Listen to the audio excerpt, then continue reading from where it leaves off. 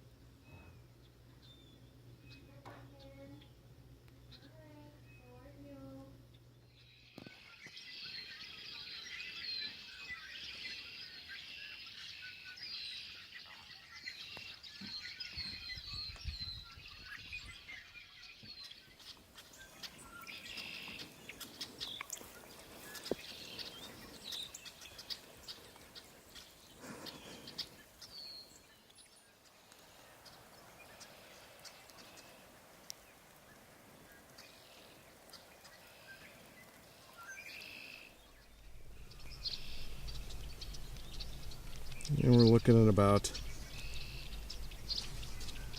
7, a little over 7 inches. It's been melting a bit. We got about 7.5 is what we have in snow total here.